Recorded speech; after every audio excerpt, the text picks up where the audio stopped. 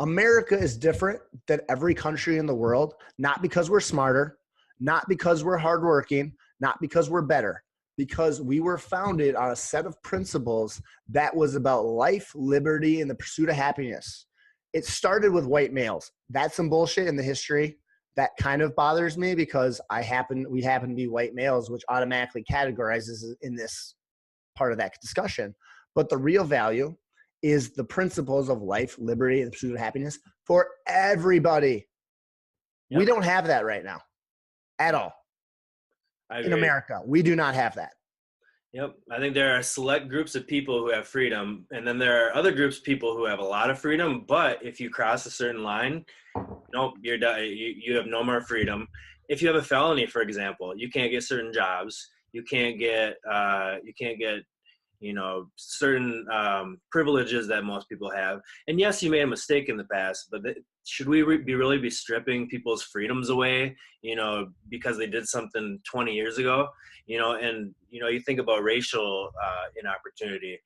They've done studies where, a person with the name Dwayne gets hired less than a person with the name Eric, because Dwayne tends to be more of a African-American name and Eric tends to be more of a Caucasian name. And they've done studies about this sort of thing. And it's like, they have shown in these studies, not just a theory, that these prejudices exist. And yes, theoretically, we can all do awesome things, but realistically, no, it's not going to happen for most people. Well, there's so much depth to that. And there's so much depth to Dwayne and Eric that we don't know from the name. Because, like, where did you go to school? What kind of community were you in? Or your parents divorced? Did you have both parents? Did you have any parents? Did you have people who were able to spend time with you, read to you, hold you, love you, show that affection when you're younger? If not, it sets up a perpetual cycle where then fathers aren't in their children's lives, and then their children end up going through the same repeat patterns of their parents. And I think part of the role of millennials within this day and age is to understand where our parents made mistakes, where our parents were amazing and valuable and provided us with lots of opportunity, and finding a balance between how we learned and how we want to teach our kids. And I think that's really challenging because we come from such wide ranges of experiences and journeys. Like I remember growing up, grew up with privilege in my life. And I say that not white privilege, I'm saying that economic privilege. Like, I don't know how my parents struggled. My dad worked at a Pizza Hut. He moved here from England. He managed a Pizza Hut. He worked his ass off. He worked 100-hour weeks. He consulted. He worked at a big company, but he was working on the side while raising a family. And I'm not saying that he worked harder or less hard than a different family, but he also sacrificed for that family as well. And I'm not saying, again, comparison to other people, but we go through our experiences based off of our actions and our inactions. Yep. Oh, definitely. Well, I look at my parents versus we have some relatives and who are in a different situation. My parents own their own business. When I was growing up, they decided to let it go because they were finding that they were having to spend too much time. They could have made mass amounts of money. That who knows? The sky's the limit with businesses. It can be, Uber started out as just an idea, and every company started out with an idea. Yeah. And actually, he started out with PayPal, right? And blew up with that. Anyways, that's besides the subject.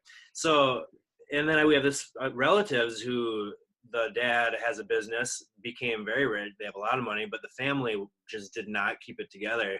And it's very sad to see, and I love them and I wish that things would have worked out better.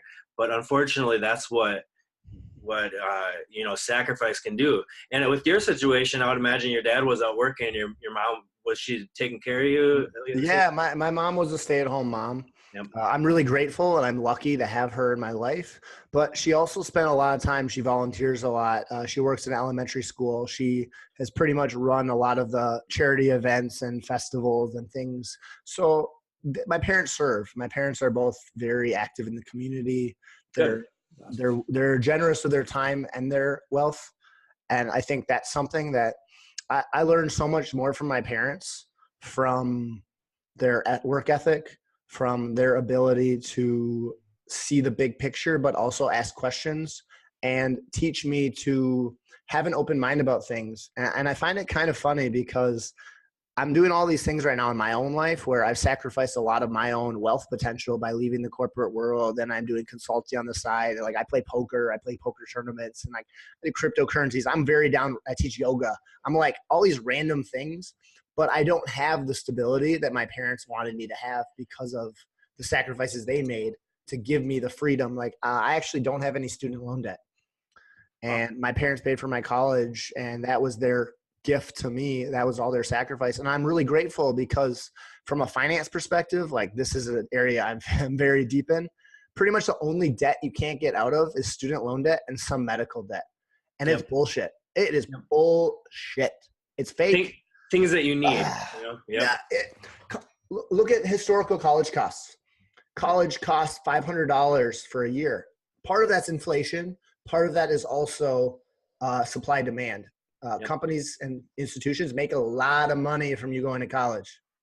They have nice. Gustavus just had a $400 million donation. Oh, I saw something that. insane like that, which is cool because it's cool. You give back to the communities that you're a part of, and I think that's really valuable. But it's also different opportunities set you down different paths. And I think that the invention of the internet and the invention of this ability to communicate education and information around the world is going to make us have such a better generation of kids, and our kids are going to be smarter than we are. And the kids before them theoretically should be smarter than we are.